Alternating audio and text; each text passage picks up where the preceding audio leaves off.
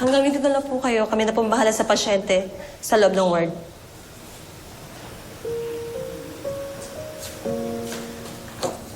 Mesh, huwag kang mag-aalala, okay? Araw-araw ka namin pupuntahan ni Fons dito.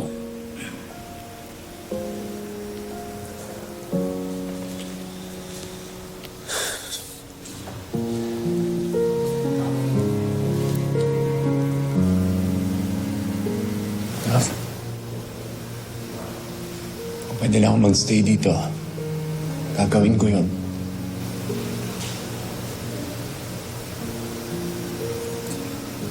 Huwag kayong mag-alala. Nasamahan ako ni Luigi.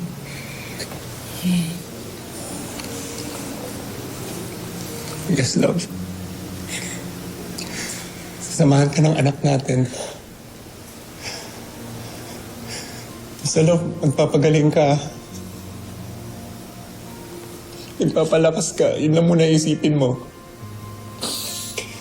Para sa amin ni Mikay. Hintayin namin yung pagbabalik mo.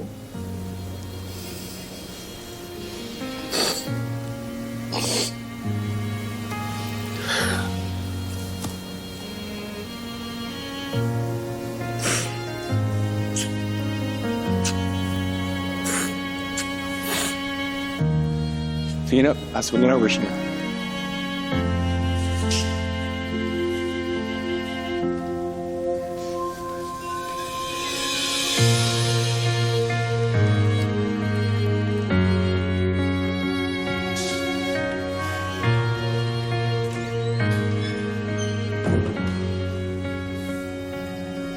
Ang sabi kasi nila, nagpaparamdam daw yung mga taong hindi matahimik.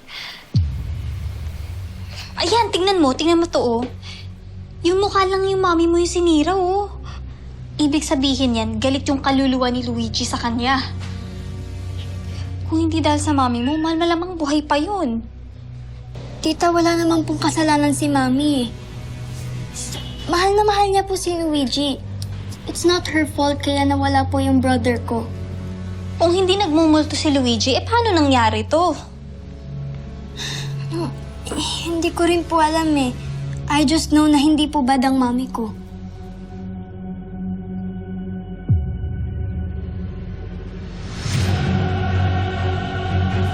Vanessa, alam mo ba kung anong petsa o araw na tayo ngayon?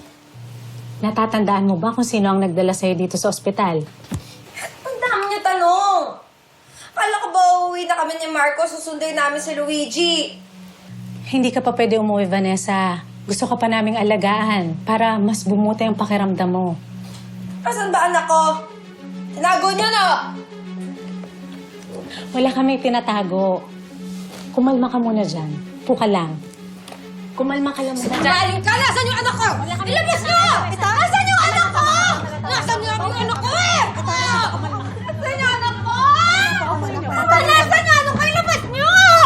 Akin na! Upo ka muna.